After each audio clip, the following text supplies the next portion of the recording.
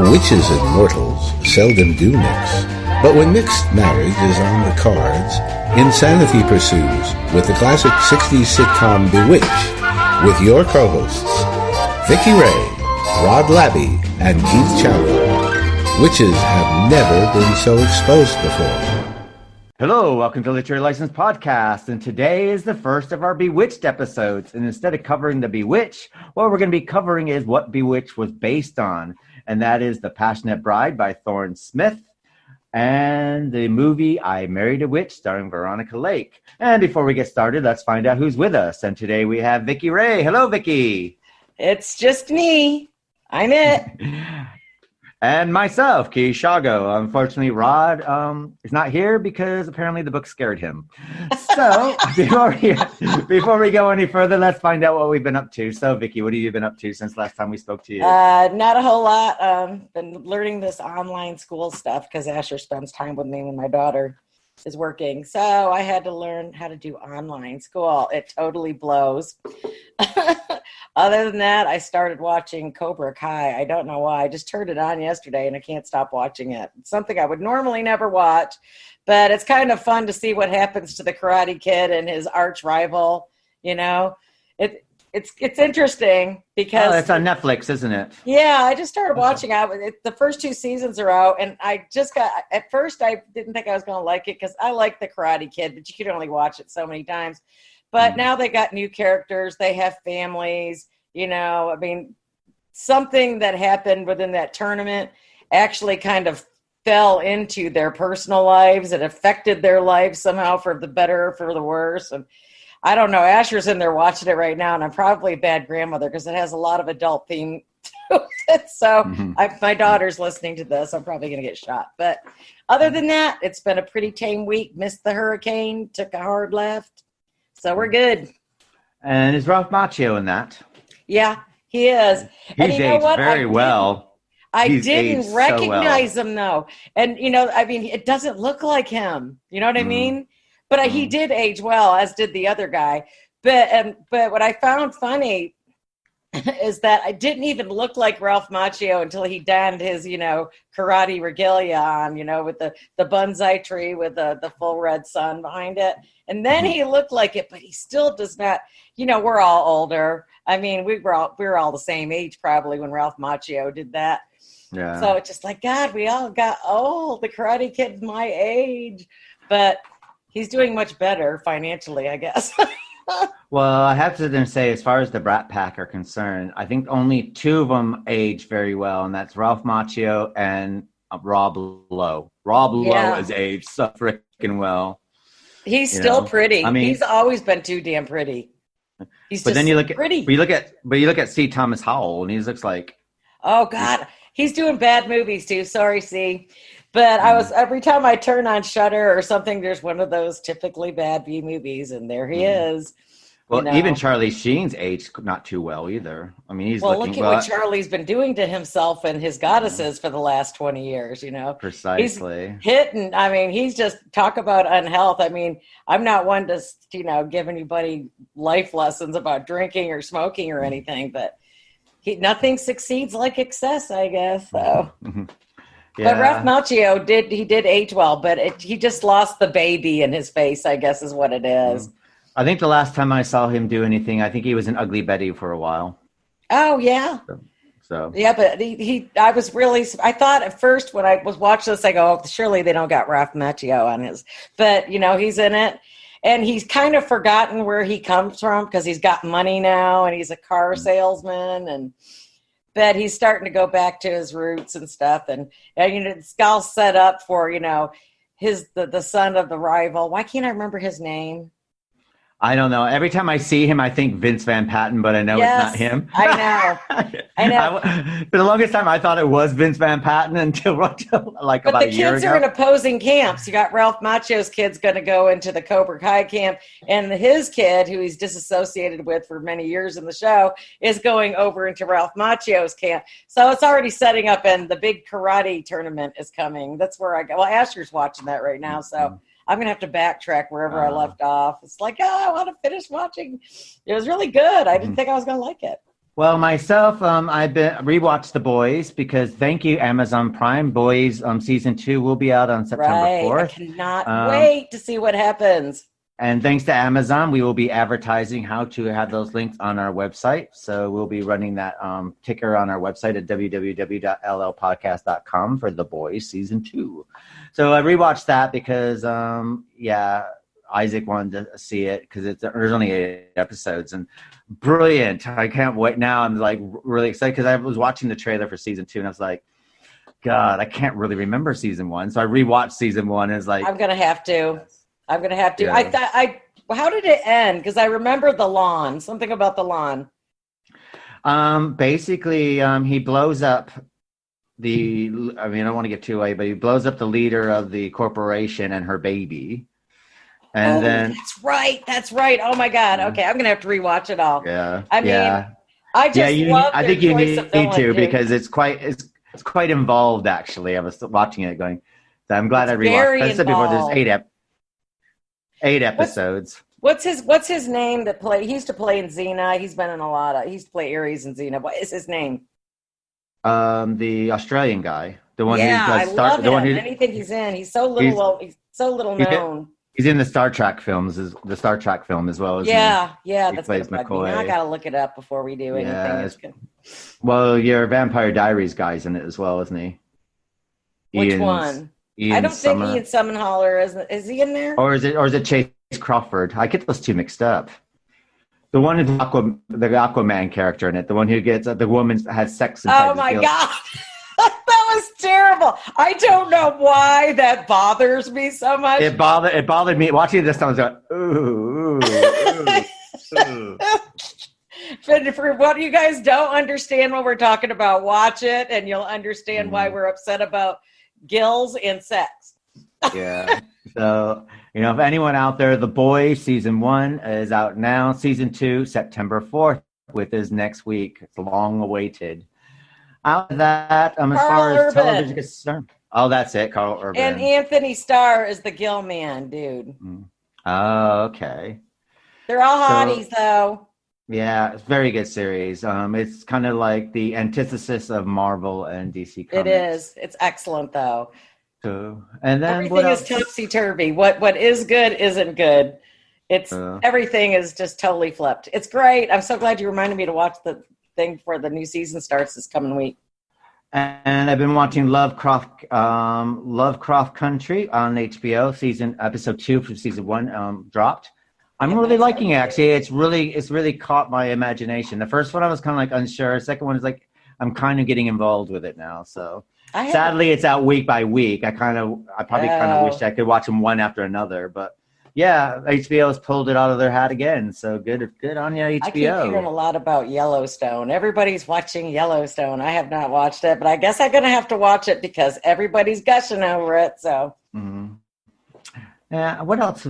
I think that's pretty much it. Actually, I've been quite busy reading books. Oh, and I have to sit there and say I don't remember the name of the author, but there's this book I'm reading. It's one of the most fantastic books called The Rape Trial of Medusa. Really? Never heard of it. And basically it's a new book. It'll be out in October. It's been given to me to do a review on, which I will write a wonderful review. It's basically about the rape trial of Medusa. So basically, the premise of the story is that Medusa is alive. She wasn't beheaded. The Olympian gods are running everything on the face of the earth. So Perseus did not take her head. No, and basically, what they do is they take the Olympians to court about that she was raped. And she was by Zeus. Yeah, in mythology. And so it's basically the whole rape trial of that, and then it's like how they're incurred, and it's so good. You have the whole court trial; it's fantastic, and the way that she's written it, and it's written so you're very, very involved in it. But yet, there's so much interesting social commentary about women and women's place.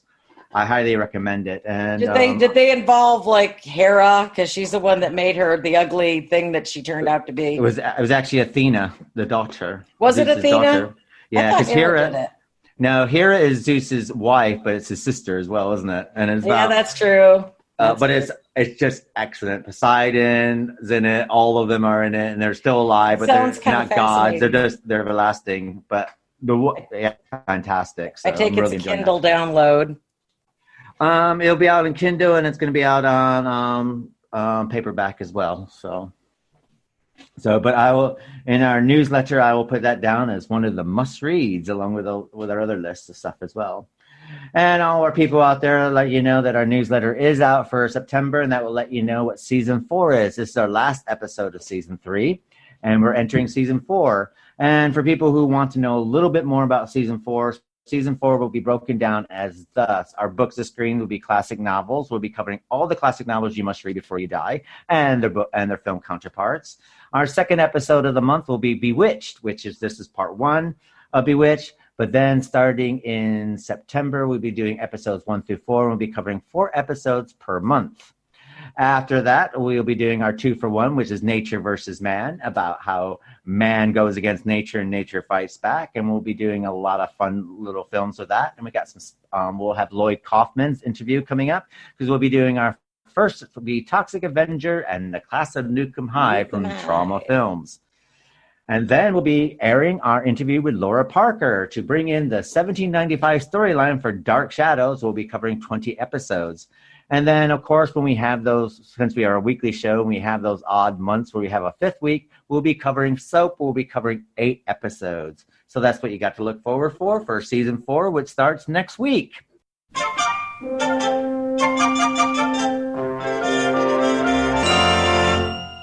So, on that note, we were going into our first of Bewitched, and we thought the best way to go into Bewitched is let's see how this all started before this became a hit TV show. And it all started with The Passionate Bride, which was written by Thorne Smith. Now, James Thorne Smith is quite interesting. He was an American writer of humorous supernatural fantasy fiction under the byline Thorne Smith.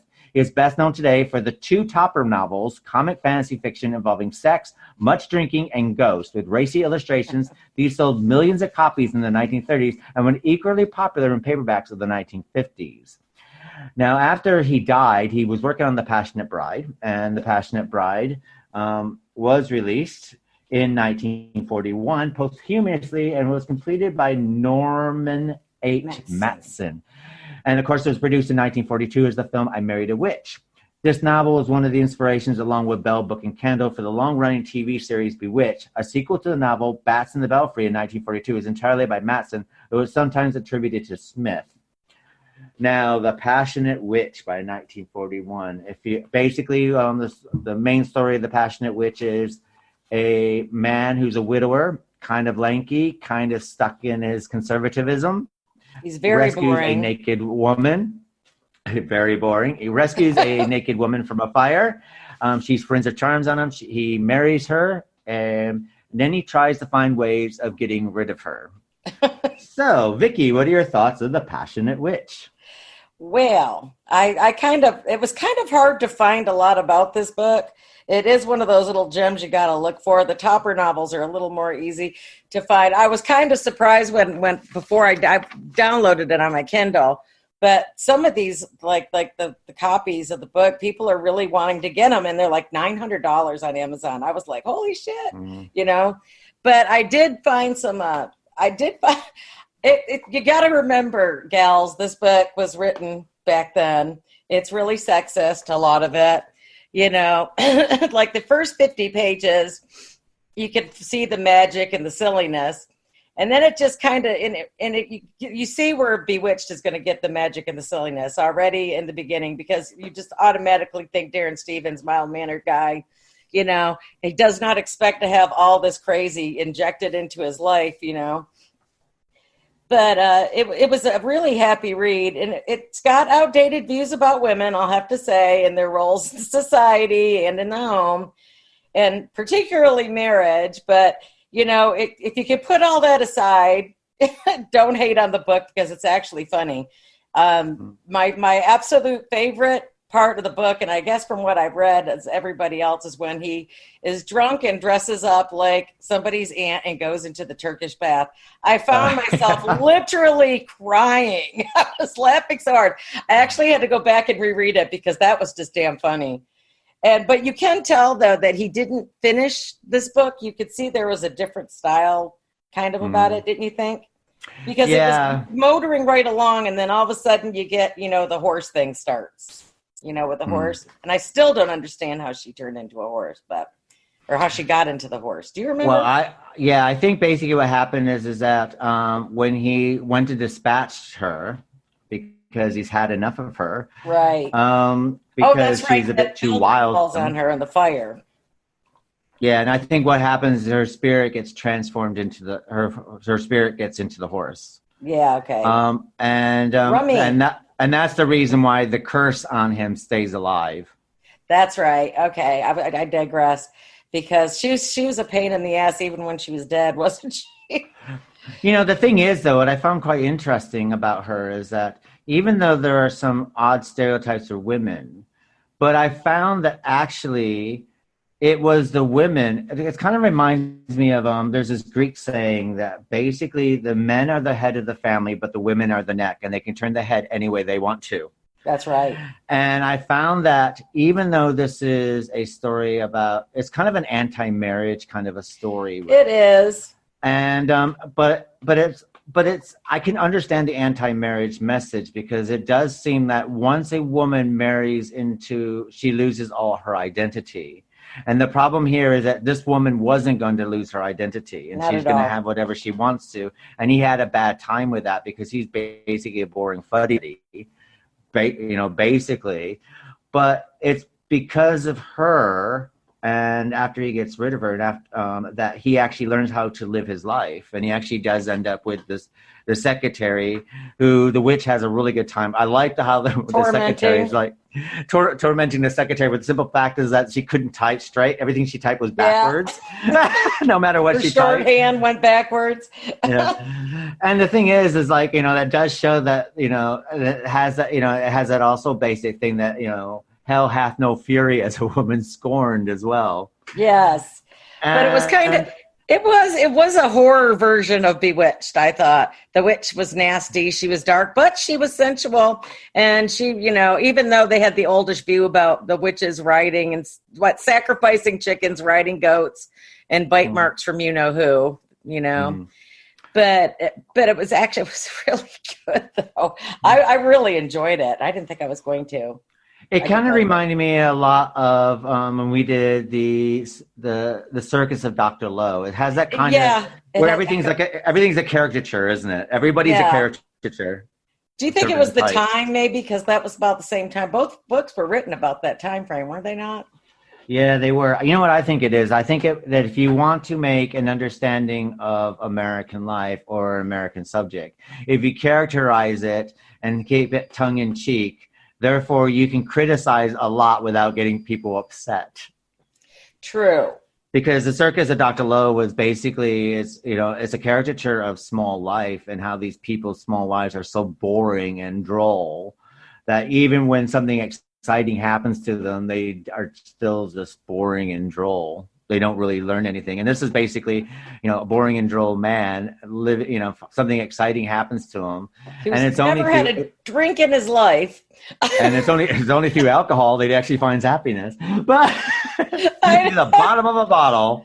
I think it's funny when the doctor gives it to him for medicine. It's like, well, this isn't going to end well. Well, I also like the idea because also we have to remember in the 1940s, this is when psychiatry started making, we just got over the Depression. 40s are, we're going into the war years. So therefore America's, starting to rebuild itself after the Depression. And then what we have is psychiatry, where people, I guess they must, maybe they have more time on their hands today because people have too much time on them. Psychiatry is huge at the moment. Everyone's in therapy now. But psychiatry is just coming in, and how the psychiatrist thinks he knows everything but knows nothing. And I thought that was quite funny. He's like, oh, it's this, and he's like, no, it's not. It's like, you're an idiot all the whole time through. And I like how that you got your main character and about basically how he has to, he's basically trying to live like the most prestigious life and supposed to be the pillar of society, and the whole town is built around him and his family, and how basically he just looks like a buffoon every single time, sort of thing.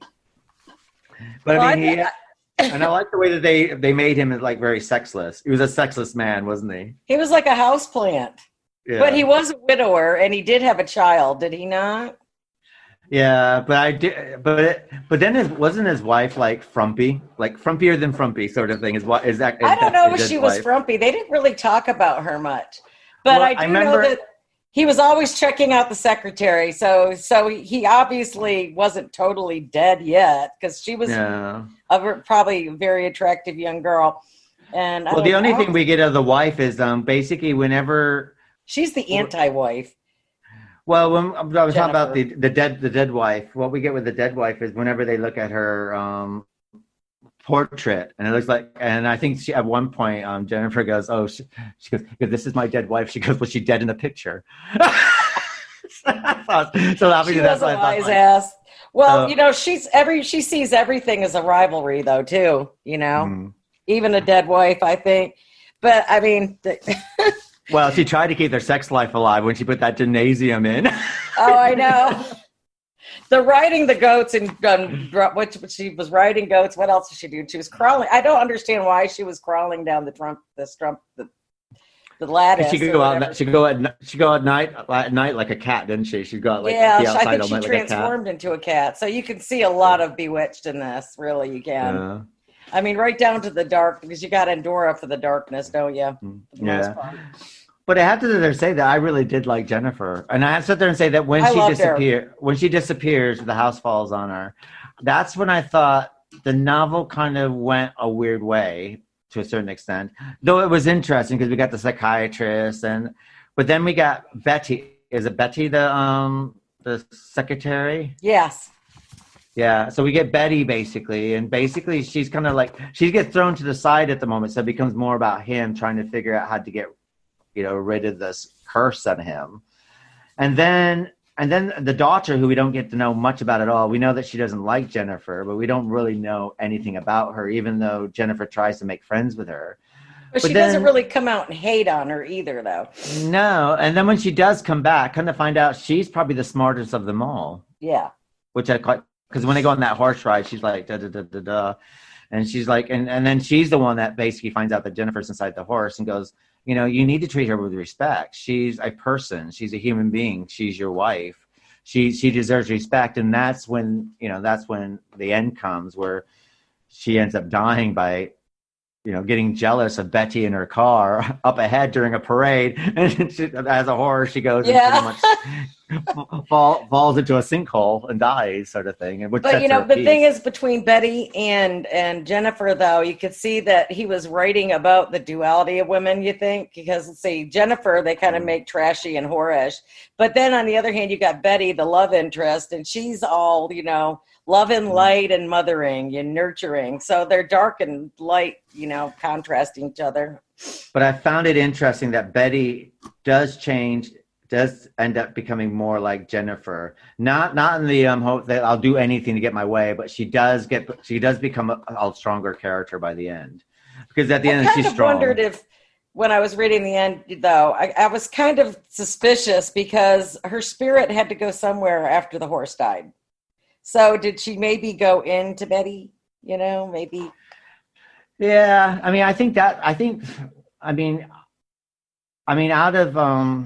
once we get to the movie, this is going to be a bit more abundantly clear. But unfortunately, we are doing the Count of Monte Cristo next week. And because I didn't realize it was a 1,300-page book, and that pretty much took up my month of August. No, I didn't actually. I didn't realize. I knew it was big, but I didn't realize it was that big. It's gonna kill you. Friendship is off. I know. I actually had to make an apology to our new guest co-host. I had a conversation with him on the phone today. But though how much I love that book, but unfortunately, what I did was I downloaded Topper because I'm a huge fan of Topper. I love the Cary Grant film, and I love the TV series. I love them too. I do too. And I watched, the two of the Topper films are on Amazon Prime here. And so I watched, Topper Takes a Trip and Topper Takes a Vacation. Right. And I love those. And so I was going to read Topper before we did this podcast. But then, of course, because Count of Monte Cristo took me 3 to 4 weeks to read in its massiveness, which we'll talk about next week. Fantastic read, but I don't think I'll ever read it again. But so I didn't get what that did is it left me some time, sort of thing, because I got book reviews to write because I'm still getting books sent through. So now I'm starting to read so I'm getting caught up that. So I wasn't able to read Topper, which I would have kind of wished I got to, because I got a feeling that if he is this book didn't do very well. This came out after he died. It was finished, and there seemed to be some problems, and this didn't capture the glory that Topper and his other books did. And so I'm kind of wondering if he finished this book, what kind of book we would have, because as you stated before, there is some unevenness about this book. It's a book that you kind of read because it piques your interest, but I would sit there and say that I think it might have been a book if Thorne Smith finished the book slightly. I would have liked to seen what he would have done with it. Yeah. It's an excellent read, though. I mean, like I said, it's definitely a different lifetime. It was set in a different. But the woman, Jennifer, the character, even Betty to some extent, they're empowering characters. I mean, they're not sitting on their hands. And I love the illustrations in it as well. Oh my God, they're so fun. They really are. They actually pop up at the right time. It's like, 'cause you're trying to envision what's going on, and then there's an illustration that's like, oh wow, we got pictures in the book. And they were so old, but they were cool, Yeah. And it kind of reminded me of Blondie and Dagwood, the illustrations a little bit. Because I remember growing up and loving Blondie and Dagwood in the Sunday paper. Remember that. God, did they even put cartoons in? I haven't seen a newspaper in eons because everything is online or whatever. Well, I remember the last Sunday paper I bought had no cartoons. Comics in it. And that's when I stopped. It's like, fine, if it doesn't have comics are a major part of Sunday newspapers. If they're not there anymore, I'm not buying a Sunday paper. Because I don't need to see a bunch of journals with egos and their fucking opinions. I want the comics. So, I know it. I know. It's like, don't even get me going on the news. I don't even watch it anymore, and I've been a happier person. Mm. Yeah, so I have to sit. So, but it did come to my mind. And that, like, your favorite part being the Turkish bath. There's an illustration of the Turkish bath. That was just funny because he's hammered for one, and he put this black stuff on his nose that made his nose disappear. Why he did that, I don't know. And he's got a horrible set of lipstick on because let's face it, men probably even back then, drunk or otherwise, not going to put on makeup well. And you just know that he's sweating. So you got a horrible picture of this guy. And they put him in one of those sweat boxes. And he's got a hat on. It was funny. I mean, it was just hysterical. The Turkish bath was like my favorite part. And when he's walking in, he's like bow-legged in his high heels, trying to walk in his high heels and his house dress. I think wasn't he wearing like a really ugly but he had his pajama bottoms on too. So he must have been a real sight, and it was just, I don't know, it was the humor, and back then alcohol was more socially acceptable to be a rum pot as it is now. Everybody wants to turn you on to the 12 steps or the 13, whatever the fuck it is. Just well, like, the funny thing about him, let him drink.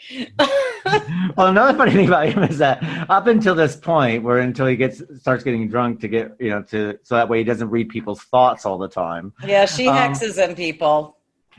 And before that, he was teetotal. He was against alcohol. Wasn't he? He used to campaign against alcohol and stuff. And he shows up at the bar. But what I also like about the book is people who work for him, his chauffeur, his butler, and the housekeeper who's really pretty. And and at one point she starts to get her drunk as well. It's just like, and the psychiatrist is like drooling all over her, and the guy, because the guy's the hex on, he can read his mind. He's like, keeps going to the psychiatrist, stop that, you're a dirty man, stop that. Stop thinking about her. What was it? Oh my God. And the judge, you could read the judge's thoughts about his girlfriend, and they called her honeypot. Yeah. It's like, what the fuck? Because he's having an affair, and then meanwhile his wife's one of those like Stuart. And this kind of reminded me of Witches of Eastwick a little bit, because because you had the over pious wife, didn't you, who's like against everything that was. Yeah. And the judge is married to her, and meanwhile, think that the judge is fantastic. And one day he shows up at court. Basically, honeypot shows up at court at the same time that he's having an affair with, and she's kind of like like the town tramp. Everyone knows that she's the town tramp. But, and she's married too. Yeah. And because he doesn't the husband beat up someone else because he thinks that someone else is having the affair. So, and needless to say, this poor slob can read everybody's minds, and the only way he can turn it off is if he gets hammered. So there's lots of drinking, lots and lots of drinking. But I found that very interesting because I would sit there and say that if you're going to curse someone, I think that's the best curse of all. Reading somebody's thoughts, who after a while basically, it would get tedious, wouldn't it? Where you can never turn them off. All you do is you hear every single thing that's going through every single mind. And again, a picture in a room for more than 6 people. Yeah. And you're poking up everything. So, and I thought that was quite interesting in the book, the way that they were able to put that in there as well, and how that he can read everyone's thoughts. And now, though it is a curse, though it does benefit him in the end when he's basically, gets caught being lewd in a Turkish bath. In a women's Turkish bath of all places. Yeah, and he went there to go see Betty because he wanted to smooth things over with her.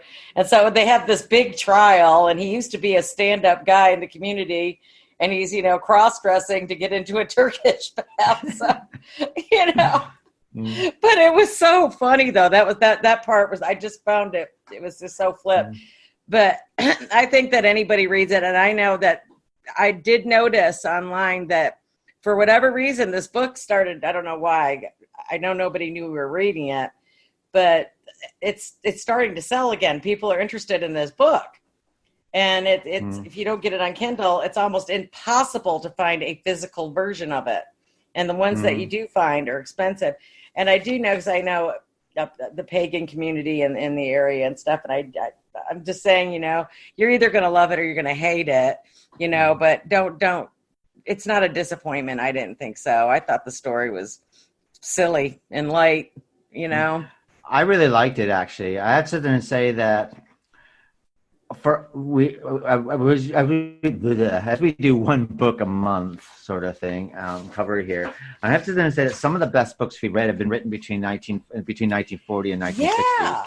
Like and the fun thing about it is, I think I might have avoided that time frame before me and you started doing this because I figured they were going to be boring as hell and I didn't want to read it. But my God, they're risque and, for the time and they just don't make them like that anymore. And it actually kind of puts you in that time frame when you're reading it. It's like, God, this would have been really cool.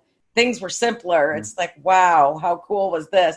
And that's, I love reading though anyway, it's a lot better than TV most of the time. But I also found is that when we reflect back to the 40s and 50s, we have like you say, the simpler time, but we have this dark undercurrent in the literature, like Bad Seed. I mean, what a fantastic book that was. Planet of the Apes, same time period as well, which is kind of like, was like, whoa. This book as well, and some of the other ones. I even read, which we'll probably cover, in the future. But I actually went back and read Whatever Happened to Baby Jane, the book, and Hush Hush Hush. I never read that one. And they came out the same. They came out the same time period as this goes, and they're fantastic. I have to sit there and say that I think my favorite, outside of 70s and 80s, which is my heyday for horror, but I have to sit there and say some of these books from the 40s and 50s I really love. I just love the whole look at it, and I like it too. And I think that it's more refreshing going back and reading books like this. I know that a lot of people don't like to read; they love their social media. But I think with the advent of social media, we've lost something, and they didn't have that back then. And you can tell the imagination flies so much more. Does that make sense? Then with all this social media and all these channels we have now, and even in the 70s and 80s, your imagination worked a lot better. But I also think that they didn't write down to the audience either. They don't write down to the audience. I find that sometimes there's some books that you do, that some new books and stuff like this, which, I read a lot of stuff that's coming out before it comes out.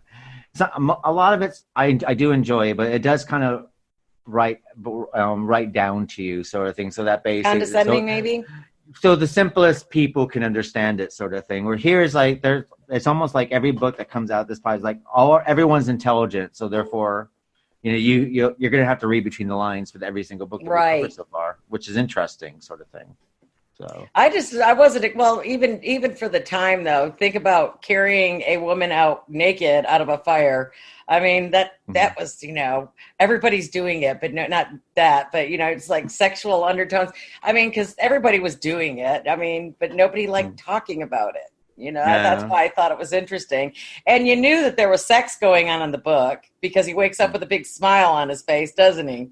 Well, she's doing gymnastics above his head. So, and he's got a mirror on the ceiling. Sitting in the bed. It's like, oh, okay. But that's what I also like about these 40s and 50s is like, there's always like on the outside, when they go outside, everything's like, very cordial, very, sad, very respectable. But then you go behind closed doors, and that's when everything's out there sort of thing. That's when it's really dark and sinister or kinky or that kind of thing. It's riding goats. I mean, that's a stretch, because right there, I mean, they're saying, well, what is she, bite marks from the devil and everything else. She had to be quite light to be able to ride goats, because the goats are not very big. Well, women back then were tiny. I don't know if you've ever been to a museum of costume, but I mean, we have you look the at DNA here. Elizabeth Taylor's dresses, or Vivian Leigh. They were small. Women were tiny. Well, Monroe was tiny as well. Who was? Marilyn Monroe was a itty bitty thing as well. Well, they don't portray her, but she was. But back then, a size 12 would be today's size 8. Yeah, but I think they were only like 5'1", weren't they? So it's kind of like they were just little. When I went to Universal Studios, I thought that was interesting. You go to the Wild West sets, the John Wayne sets and stuff, and it was kind of interesting because they made the doorways like big where the women would stand, to make them look more petite, and then they would make the doors smaller so John Wayne would like tower. It was kind of interesting how they do that. I don't know why I got off on that tangent. Rod's not here, but it's just interesting how things were back then and how they, we got all the CGI now, and but they had to really use their minds back then to even make the movies. Yeah, I mean, just not getting into the movie yet, but I mean, they had a little bit of animation. So, I mean, things were so much simpler. And I think that I never thought that I'd ever say this, but I miss simple. I want simpler again. And I think that's why I enjoy these things so much. I also think that with movies also, I imagine with actors, you probably have to live with egos as well, didn't you? Because they all had egos. So you had to make sure they looked taller than what they were, especially the men. Right. Who was it? Sly Stallone. Isn't he short, technically? He was short. I could tell you a story about Sly Stallone. If you're listening to this, Sly, hopefully you're not. But he did a film called Detox that a friend of mine, Emily, worked on. And Sylvester Stallone is about 5'3" to 5'4". Yeah, so he's very short. And he wears lifts in his shoes. Right. So anyway, Detox, basically this film they did, Detox, is in Canada, which Emily was working on, is basically about a serial killer, and they're stuck in this, they're snowed into this detox center. And he was playing. Well, it's not a great film, but he played a serial killer in that. So he decided that the best what he needed to do is he needed to do research about serial killers and multiple murderers. So she worked on the production crew. So they sent her out to get a bunch of books and stuff about serial killers so he could do some research on this role he's playing. So she goes around and takes her about 5 or 6 hours, comes back. They're still shooting. And she goes, okay, I'm ready to give these to Sly now. And they go, well, you can't give them to her. And Emily's 5'6". And they go, well, you can't give it to him. And she goes, why not? They goes, because it's in his contract that things that have to be presented to him can only be done by people shorter than him. You're lying. So they had to go around no, I'm not. They had to go around and find someone who was shorter than him so they can give him all these books about serial killers. No. Research on his role, which is quite interesting. So it tells you how egos in Hollywood can sometimes overtake. It's a bit like, wasn't it an interview with a vampire where Brad Pitt had to walk in a ditch next to Tom Cruise because Brad Pitt's a lot taller than I didn't hear about that one. We got to do a show just on gossip. Well, Brad Pitt's 6 foot and Tom Cruise is 5'7". He's my size. So therefore it's like, because they had to look the same size, that basically Brad Pitt spent that whole movie with them together walking in a ditch. I'm going to have to check out. I didn't know that. That's interesting. Yeah. I didn't think Tom Cruise was that. He didn't really care so much about that stuff. I imagine when it comes to size, well, you have to remember, I guess Brad Pitt was rising at that time, and Tom Cruise is kind of becoming a bit stagnant. He was kind of up there. What was that Meg Now Interview with the Vampire? That was the 90s, was it not? It was the 90s, yeah.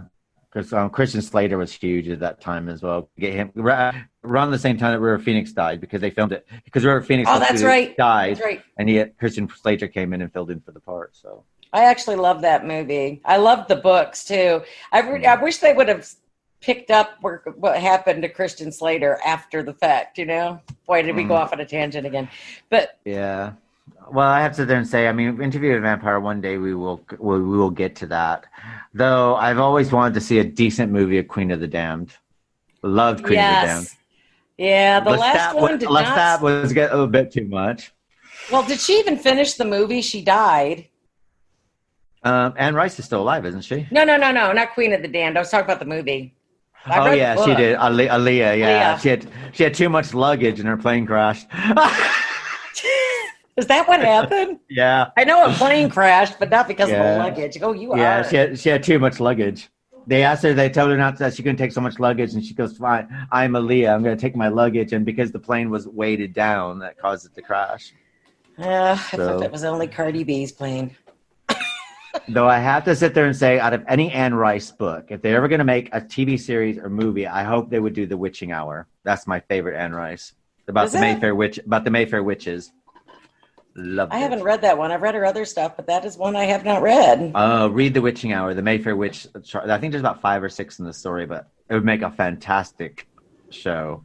Brilliant. Well, maybe we could do a little something on the side. Who knows? Incest, sex, all kinds of bad stuff. Intrigue, ages. Brilliant. So everything. So getting back to The Passionate Bride, what are your final thoughts of The Passionate Bride? Well, we did talk about witches, so we might as well go back. Yeah, and Rod wasn't even here, so Rod, we carried on the tradition for you. So what are your final thoughts of Passionate Bride? I thought it was light. I thought it was silly. Like I said, it was a simpler time. You got to get past the sexism, and just read it for what it is. I mean, because it's still funny. And actually, the women are more empowering than the males in the book, even though it was a different time and, different space, whatever. But it's really a light up your mood kind of book. I mean, especially when you get to the Turkish bath. I can't say enough about the Turkish bath. Don't know why, but that was the best part of the whole book for me.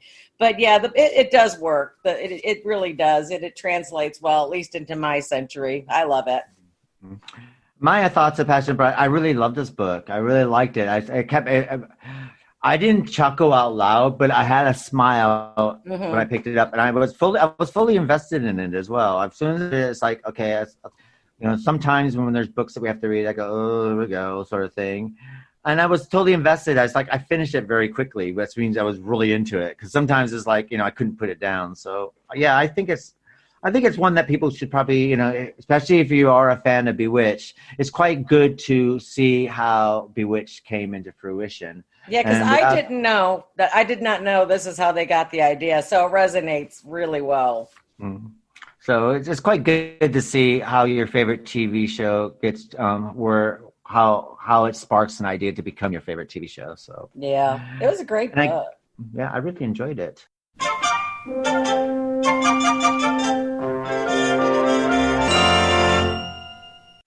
And I guess that brings us to I Married a Witch. It's a 1942 American fantasy romantic comedy film directed by Rene Clair and starring Veronica Lake as the witch who plans for revenge goes comically awry with Fredric March as her foil.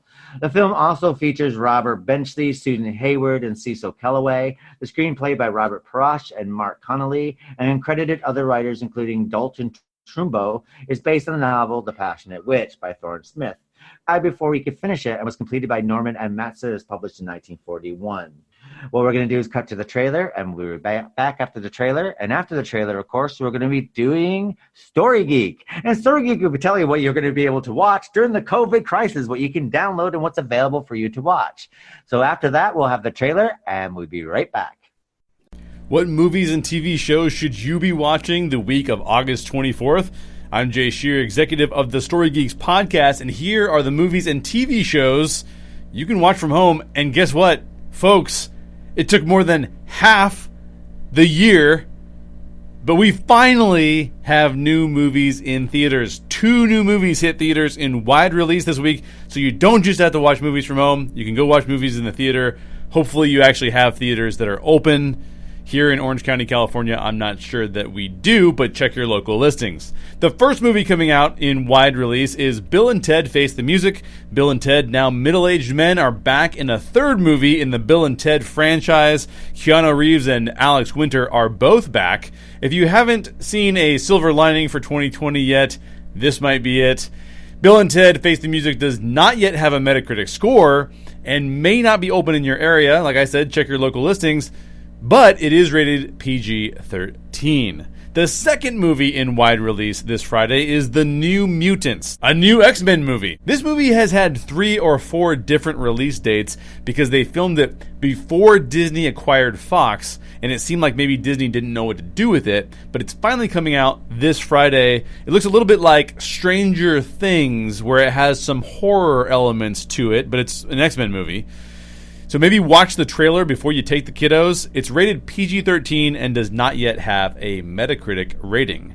Let's quickly jump over to streaming on Netflix.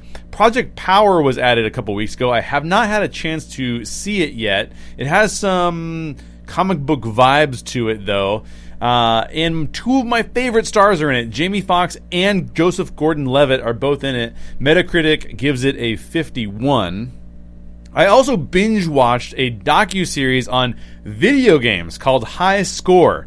If you've ever been into video games, I highly recommend it. It's a fun series that talks about how all the classic games were made, and it's very entertaining.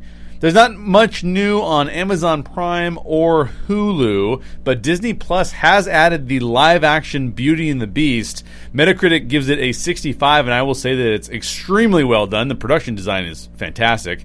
It lacks some of the Disney magic that the animated version has, but it is well worth a watch. As for my recommendations, if you need to get to a theater and can get to a theater, and you want a stupid fun movie, I think Bill and Ted will be right up your alley. If you want to take a risk on The New Mutants, just let me know if it's any good. It's an X-Men movie, so I kind of want to see it. If you're still stuck at home, probably like I will be, and if you've ever played video games, then check out High Score on Netflix. Fantastic way to spend the weekend. And finally, if you need a family-friendly option, Beauty and the Beast fits perfectly. Go check that out on Disney Plus. On the Story Geeks podcast, we're in the middle of our independent video game series. Check out our upcoming show on the story-driven indie video game What Remains of Edith Finch. You can find the Story Geeks podcast on your preferred podcast provider. Until next week, this has been Jay Shear from the Story Geeks podcast, and I hope you have fun streaming movies and TV shows from home or going to a theater this week. I Married a Witch, a comedy-filled movie classic that tells the story of a witch who falls in love with a man. Here I am, Mr. Willing. Over here. Where? I can't see.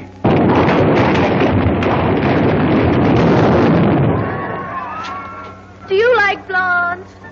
Estelle, I'm a little on edge. With the wedding at noon. I'd feel much better if you came along. There, that's a good girl. Oh, excuse me, I'll get my hat.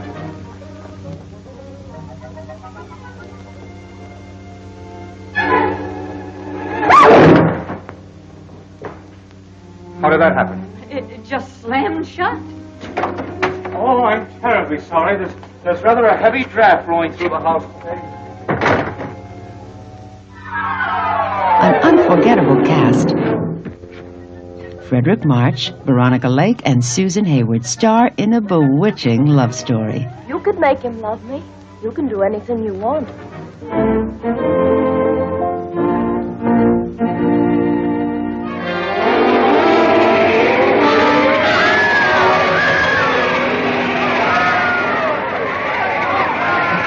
I Married a Witch, a hauntingly entertaining brew.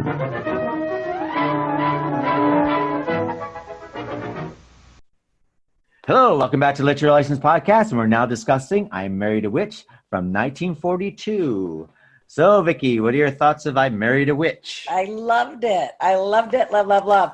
I like any old movies. I love these kind of movies because they don't make them anymore, for one, and you actually have to use your mind sometimes with Hollywood. I won't even say what I think right now. Well, actually, there isn't much left to the imagination these days with Hollywood. Let's just put it that way. But I liked it. I thought that I thought it was kind of the filmography of it all. Well, not the filmography, but it was kind of beautifully filmed. It was really shadowed, kind of. It was typical. It was really vintage silver screen kind of stuff. And Veronica Lake, you can see where she got her. You know, she was always known for her hair, and that was her due. You know, like the one side kind of goes down, and she was perfect as the witch. And I believe her father wasn't that not Robert Bench? Was it Robert Benchley, or was it Mark Connolly? But the one who played her father. Okay. Yeah, he was. You always see him in older movies, and he's just funny anyway. Cecil Kellaway is who you're talking about. Yeah. But he's like in It's a Wonderful Life and films like that as well. Yeah, he shows up. He's the angel in It's a Wonderful Life, I think. Yeah. He kind of shows up in all these movies, and you just know him. Well, if you love old, vintage movies, you'll know who I'm talking about. But I thought it was kind of funny because, they start out with this movie where they're witches in colonial Salem, and her father, I guess his name was Daniel, if I remember, and they're going to burn them at the stake. They don't show them burning them at the stake, but they cursed the Woolley family, and they marry the most miserable bitches down through the ages after they burn them and seal their souls into this oak tree. But the movie starts off with these old nags just nay in the car, at their husbands, and they're all Woolley men. But you have to admit it was funny because it was a great curse. That's something I would have done. Yeah, I had to sit there and say that it was. As far as the book is concerned, you can see where they're taking segments out of the book and put them. It was loosely based. Loosely based, but I also thought that you could tell that the Topper films came out and they were really very popular, right. And because there is that framework of the top, the ghosts come back and they infiltrate and they change someone's life. So, and I quite like that. It's like, and that's why I was like, oh my God, they actually put a nod to Topper in here, which I can understand, which I had to sit there and say, I think that the movie works very, very well. There's so much to watch. And Veronica Lake, I know that apparently she was a real bitch to work with. I guess she was really mean to March. Fredric March. I guess she put a 40-pound weight in her outfit because he had to carry her. Yeah. And so she hit like a 40-pound weight. I was like, that was really bitchy. I really wonder what the backstory is to all that, why they hated each other so much. But she also kept pushing her foot repeatedly into his groin when he was carrying. There's a story there. Yeah. But they worked well together in the movie, though. They didn't work well. You would never know. You never know. Apparently, they asked Joel McCrea to play the male lead in December 1941. However, in February 1942, he withdrew from the project. He said this was because he did not want to work with Veronica Lake ever again after not getting along with her in Sullivan's Travels. So obviously, she had a bit of a reputation that she was difficult. So, but she looks so sweet and so small. You just don't expect that. But it was different back then, I guess. Well, she was sexy as hell. She was. She had oodles of sex appeal. She just did. She played the part really well. I could envision her as Jennifer, albeit she has blonde hair in the movie and dark hair in the book. But, I don't know. I think I guess the hotel was the Pilgrim Hotel, so that's kind of fitting. That's burning down, and Mr. Woolley goes in and he saves her. And then you have Susan Hayward as the jilted bride eventually. She plays Estelle Masterson. And she's just Susan Hayward all the way. So you got a few of the heavy hitters in this movie to make it fun. And the wedding scene has got to be the most fun, where Daniel or Cecil Kellaway kills himself or whatever. She shoots himself somehow, and he makes it look like Mr. Woolley did it, but he didn't. And then he comes back to life. This is all going on upstairs. There's supposed to be a wedding going on downstairs, and it's just mayhem. You have to watch it. It really. I watched it. I didn't even get a water break or nothing. I just went straight through and watched it because I like the little wispies. I like the animation that they threw in there. Like they were wispies and they had to find bodies or make bodies that they could incorporate. So, it was a lot of fun. It really was. And I like how the magic in it is very simple but very effective. Yes, the windstorm. The windstorm. Well, look at when the lightning hits the tree and it lets them out. Conveniently lets their evil souls out. Yeah. And they go, let's go. Well, we can get even with him because we'll make him fall in love with you, and which works out quite well until she does fall in love with him, and then that's because she takes his potion by accident. She drinks the love potion that her father made, and so that's when her scheme goes awry. And I have to say that their relationship is quite fun. It kind of reminds me of like His Girl Friday or those wacky films of the 40s where, the Katharine Hepburn ones or the Rosalind Russell ones with Cary Grant or so on and so forth. And I think that it all kind of hinges, and it's one of those films that I don't think you could remake or do it with another cast of characters because you kind of need the likability of these people to pay it off. I mean, right. Fredric March, I'm not too familiar with his work. I know he's one of these people I know the name, and I've seen him in other things. But I think he was. I don't think he was. No, that was Arthur Treacher. I'm thinking of Shirley Temple Acclaim. But Fredric March has been in quite a few movies. Yeah, he was a big deal at the time, sort of thing. But he's not one of these people that actually just ever sticks in my head, sort of thing. He's not going to be Cary Grant, Rock Hudson, stick in your mind. Yeah, precisely. But Veronica Lake does. And Susan Hayward does. The housekeeper. What I also like about these films is the character actors that they always put in the back of these films, like who play the small parts, because we don't really get character actors nowadays. It's very rare. I mean, I guess we have Olympia Dukakis. They drag out every once in a while nowadays. Yeah. But that's what's quite fun because you have like these character actors that you see time and time again, though you never know what their names are or stuff like this, but you recognize their faces. And they come out and they actually really add to the scenes and stuff like this. And that's what I quite like a lot about these older films, sort of thing. Yeah, it's sort of Alfred Hitchcock kind of thing because he was really big on having his back characters. But they do add a certain semblance to the movie. You don't really see that anymore. You get maybe a cameo here and there, but I like the way that they conjure up bodies as well. And I have to say that I think I Married a Witch, the movie compared to the novel, you can see where Bewitched is starting to become fully formed with I Married a Witch a bit more, sort of thing.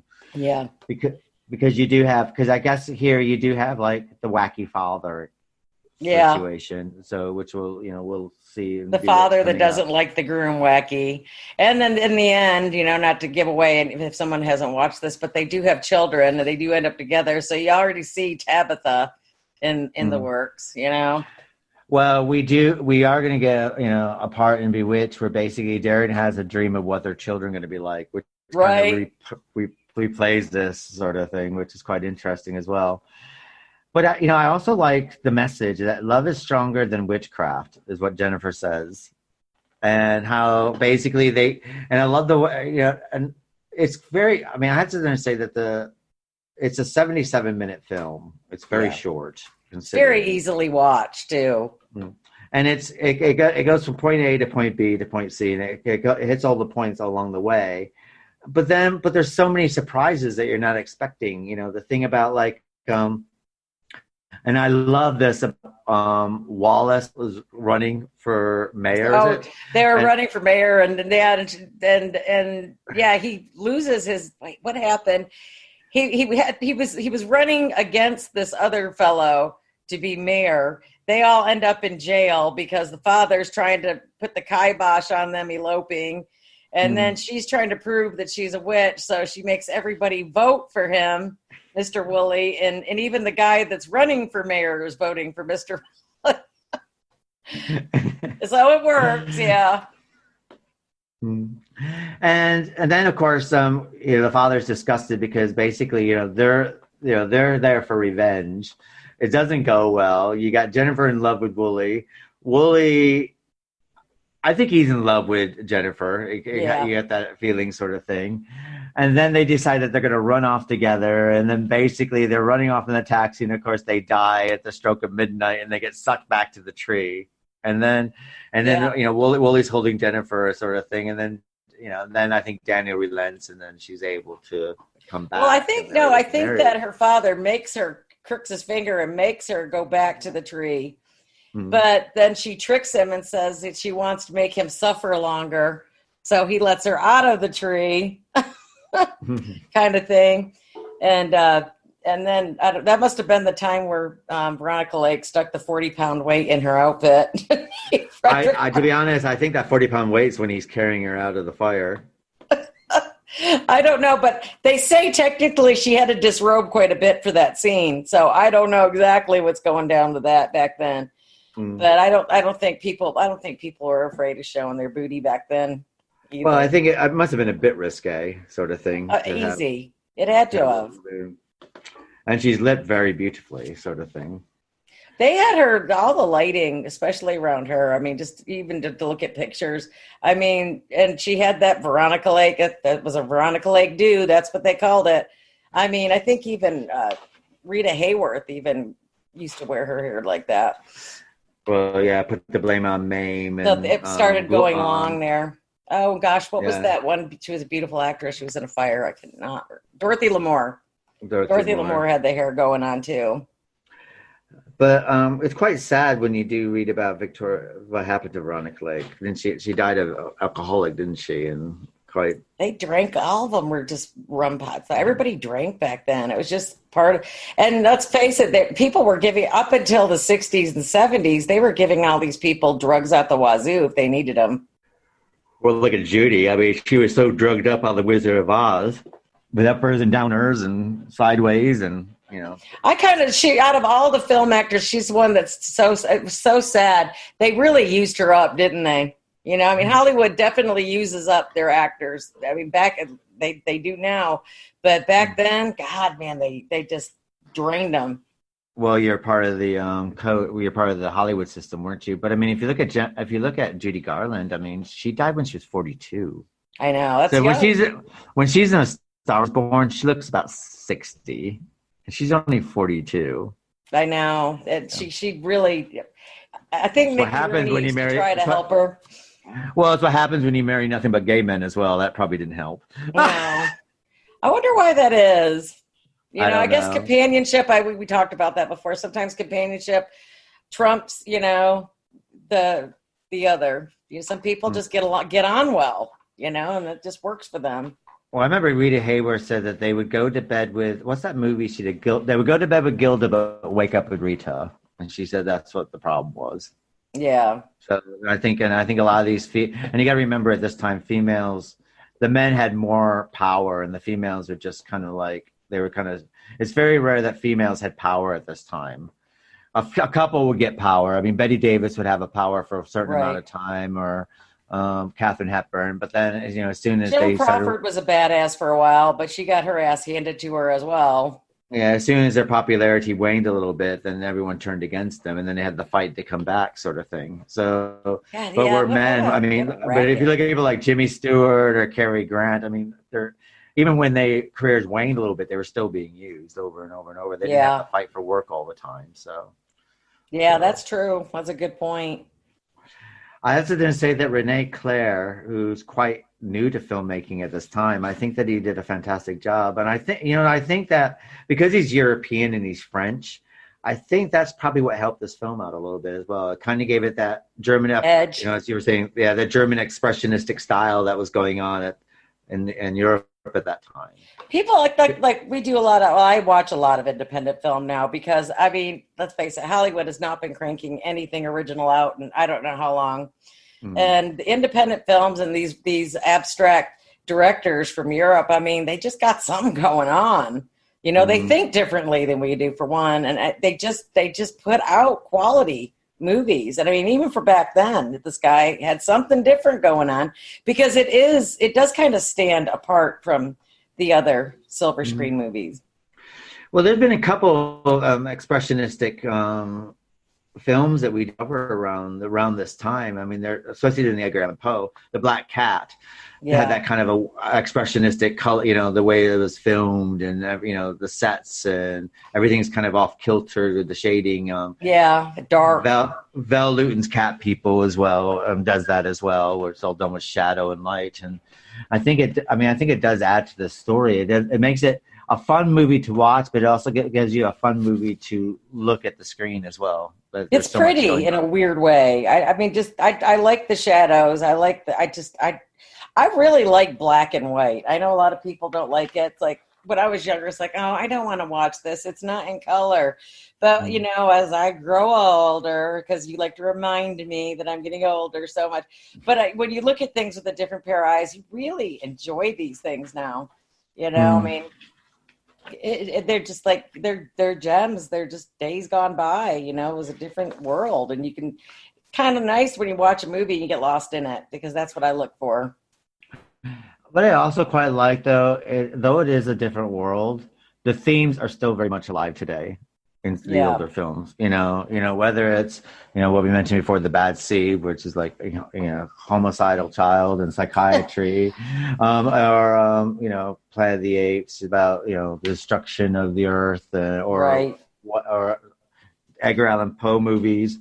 And the thing is that that's quite interesting, is that even though this is done, you know, 60 years ago, you know, you kind of, well, it's more than 60 years ago, isn't it? 1940s. We're 2020, aren't we? God, 60, 80 years ago. Yeah, so isn't that crazy when you start, like, Gone with the Wind is going to be, like, bitchin' old, you know? It's like, wow. But it's quite weird about how society and everything like that, where, you know, that you think that the world has moved on, but the basic themes of everything is pretty much the same sort of thing. It's all about, you know, everyone looking for true love. True love conquers all. Basically, it's about being done wrong, revenge. You know, all the themes that come up in I'm Married a Witch are still there. And basically, I mean, you know, which we will get to when we do Bewitched. I mean, it's also what you're looking at is, you know, couples, you know, mixed marriages. Yeah. As well. Well, you know, technically, I just got to that episode in Bewitched where the father doesn't like mixed marriages. He's mortal. She's not, clearly. So. Yeah. And when that's, you know, and that Bewitched is what, 1967, and of course that was the big thing at the time, and you know, then it was a big thing just to see Darren and Samantha in the same bed. That was kind of unheard of even for then, and they were one of the first shows to do that.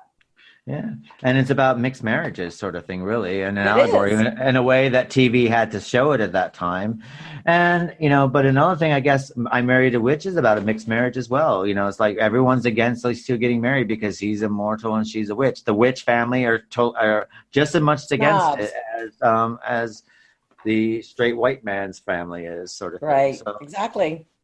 So it's quite interesting the way point, that actually. Yeah, well, it's quite interesting the way that some of these old films, it's like everyone sits there and kind of like rolls their eyes and it's, you know, but the thing is, there are themes in these old movies, if you look at it, that they are painting about the society's ills at that time, which unfortunately, you know, here we are 80 years later and we're kind of still going through these kind of ills, unfortunately. But if you do look at the film and you go beyond the film and look at, you know, the situations, you realize that they're just as relevant today as they were then.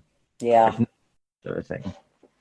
It's not really like Look Who's Coming to Dinner, or Guess Who's Coming to Dinner. What was it, Sidney Poitier in that movie? Talk about really shaking things up. But yeah, you're right. They do have themes. I didn't think of that, but that is a good point. Well, I think that once the cat was out of the bag at that time, when who's coming, then you can pretty much slap people over the face with it at that time. You know what I mean? But you kind of had to build your way up there, and there's a lot of stories about mixed match marriages that shouldn't work. Rich man marries poor girl, or rich girl marries poor guy, or all that kind of stuff. And they're, it's still the same thing today, sort of thing. Yeah. If a poor girl marries a rich man, I mean, she's a gold digger, isn't she? Yeah. And he's lucky. But if it's the other way around, it's like, it's like a toy boy, situations are still alive today. So that's true, though, because women are always frowned upon. It's like, women that always get the young cabana boys are like my heroes. But boy, society so looks down on women dating younger men. But, if a guy does it, I mean, we make fun of it all the time, like Barnabas Collins. He's always, he's going after all the young hotties on Dark Shadows. But, I mean, it was okay. But women can't, It's so frowned upon. And I think, like Cher's boyfriend, what was he like? God, what was that? What she did that video? Oh, yeah. And then basically they broke up because of the paparazzi, didn't it? The paparazzi was too much for them, and it kind of broke them up, even though they're still friends today, apparently. Yeah. But my God, man, just can you imagine? Just leave me alone. They just want to have a relationship. But women, so I'm assuming that your theory is probably correct, because it does kind of run it, although albeit a hidden one, because I guess any self-sustaining immortal would not marry a human, because let's see, even in Greek mythology, they were snobs. The gods were snobs, weren't they? Mm-hmm. Well, I guess you also look at the simple fact is that, what we have here is a feminist, a woman feminist, really. I mean, Veronica Lake is Jennifer. I mean, I guess she's what you call a 1941 feminist, because you have to remember in 1941, women, though they could vote, they couldn't have a checkbook, they couldn't have a savings account, they couldn't have a bank account at that time. Yeah. That didn't happen until, feminism in the 70s. Then women could actually become independent and be on their own, and basically be able to gather their money together and have control of their lives. So at this point, it's quite interesting that you do have, Veronica Lake playing Jennifer, and she's a strong female role model, really. Well, she's an empowering character. She goes against what her father tells her. She does something that she's not supposed to do, and she triumphs at the end. And we get the same thing in Passionate Bride. It's like, women had no roles at that time. They're supposed to be just wives, or if they're a working girl, they're a secretary until they get married. And then once you get married, you give up your life, and that's it, sort of thing. And what we got here is women empowerment, basically. Strong women, even though the men are walking around thinking that they have all the power, but they don't have any of the power at all. It's the women that have the power all the way through. And I think that's what makes this. That's why I think sometimes these things set in this time period, like in the 40s and 50s, are a lot more interesting, because today it's in your face, sort of thing. They're preaching at you. Yeah. We're here, they're letting you know this is happening, but they don't let it. They let the story take you away, but carry all these things in there that basically, once you close it, you think back on it as like, oh my God, you realize this thing is a lot more cleverly written. It's a bit like Twilight Zone, the new Twilight Zone with John Peel that's doing, and then you look at the original Rod Serling. Rod Serling, every single episode has these strong themes going through that, but they're not hitting you over the head. Today, they hit you over the head with it. It's like, oh, we're woke, we're woke, we're woke. But all this stuff in the 30s and 40s and 50s are just as woke. It's just that they do it a lot more entertainingly without preaching to you. A little more subliminal, maybe. Yeah, and I prefer subliminal than being hit over the head with someone's message. Yeah, I don't like it. Yeah, no one wants anything shoved down their throat. Well, I think it goes against the grain, and you're not going to reach anybody near as easy.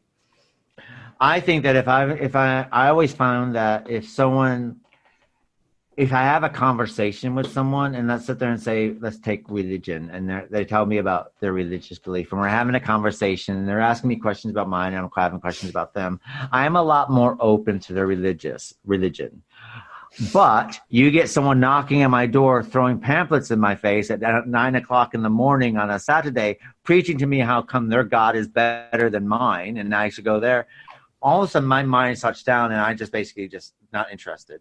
But if they sit there and they open, they're like, hi, how are you today? And and we start off with a normal conversation and it should tend to go that way. I'd probably be a lot more open. Still not letting them in. I usually have Holy Diver ready on Alexa when I come to the door. Well, to me, it depends what they look like. If they're attractive, Holy Diver. That too. I'll bite them in and see if there's any way I can like corrupt them. Come on in. Send the spider to the fly, etc., etc. Well, no, I mean, I live on a street here in North Texas, and they call it Church Row, okay? And we got churches on every corner, and they get out of their vans like gangbusters, man. And it's just like, no, you know. I finally had to put up a sign, a no soliciting sign. I couldn't take it anymore. I must look like I need the good word. So, but I have to sit there and say that if you're in a supermarket and let's say that you're just buying your groceries and then you came across one of them and they just said, hi, how are you? How's your day? I would talk to them. Yeah. And then conversation actually just turned to that and they were interested in what your religion was and asking you questions about you. Meanwhile, telling you stuff about themselves, you would be a lot more open to things like that. And I think you can look at that, whether it's, you know, sexuality, race, religion, or stuff anything. Like this. I'll talk to anybody as long as they're not, you know, beating me over the head with their cause. I mean, I'm open-minded enough to listen, but you know, eventually I get, you know, I got my own set of ways, but you know, everybody needs to be heard, I guess.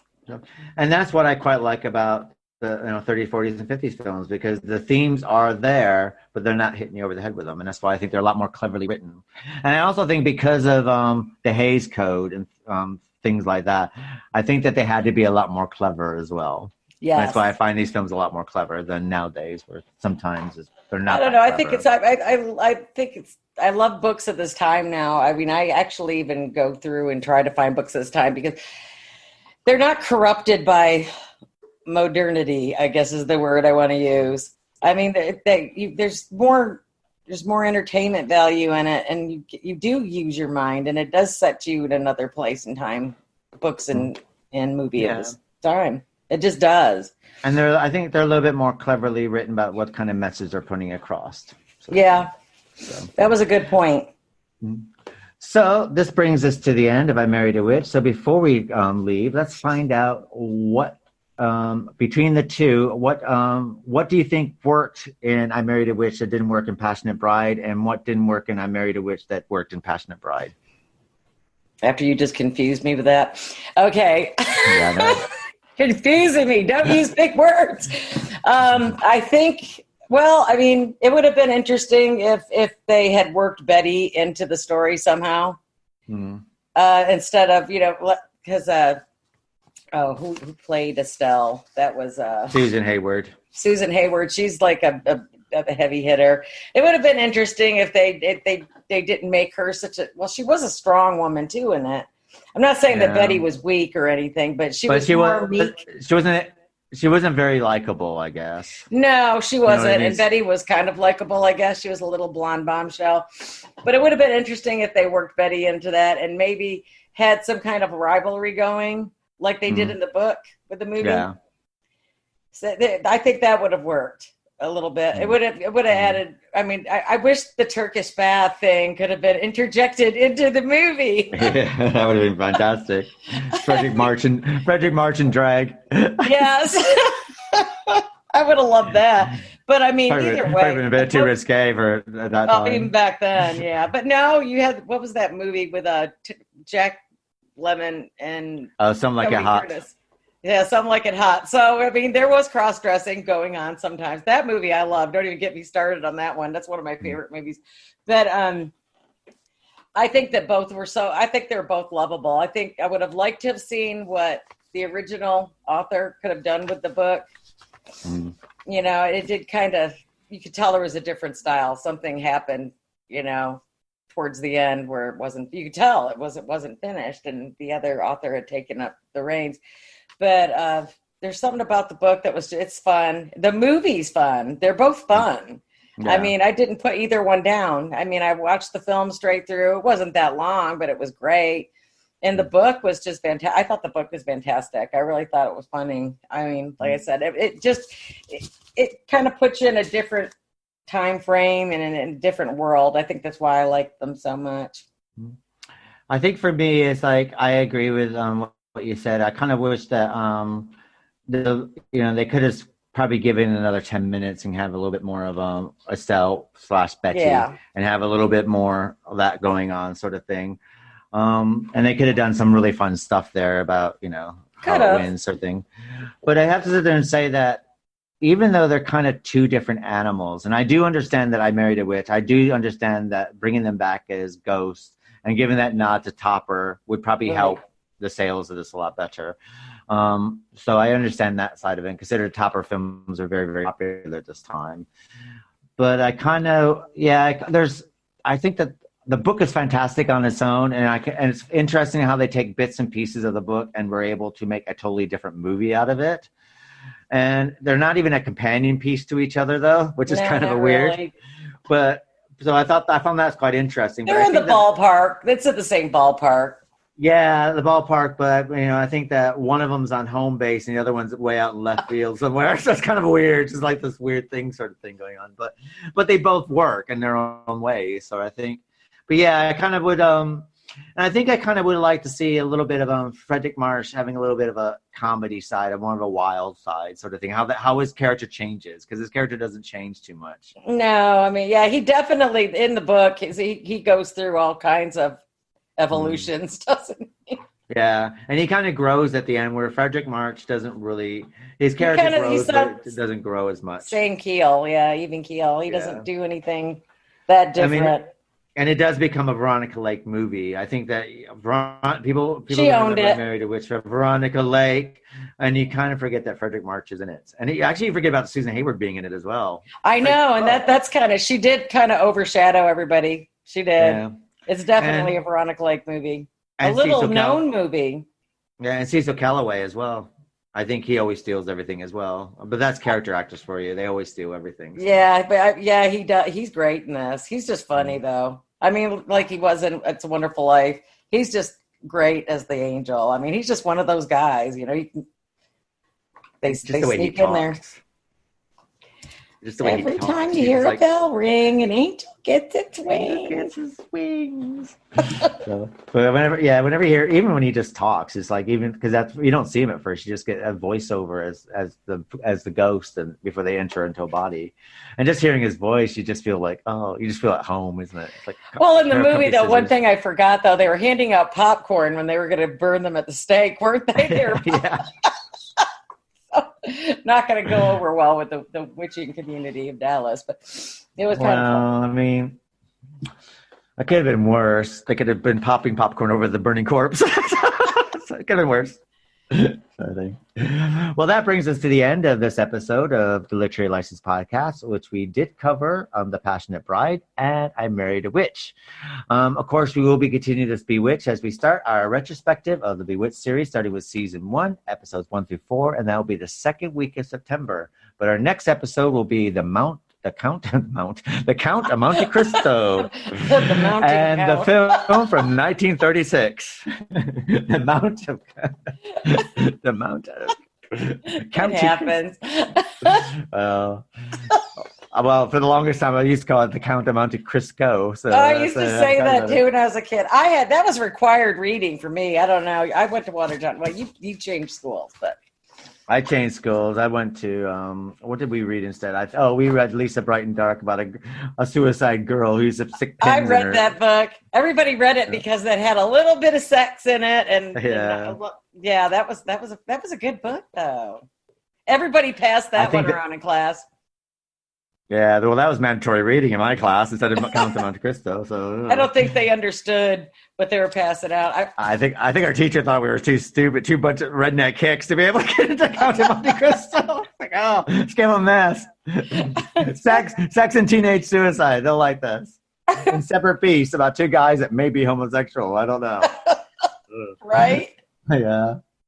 So, but anyway, we'll be here next week with Count of Monte Cristo, the book to screen and everything in between. And this is the Literary License Podcast saying good night. So it's good night for myself and good night, Vicki. Good night, everybody. See you next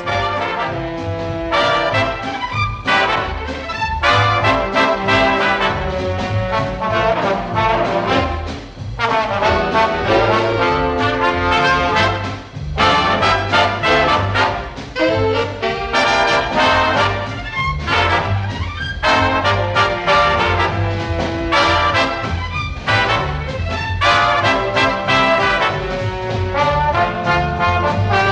This has been a Literary License Podcast production. Until next time, and do not forget to comment or share. We would so admirably appreciate your support.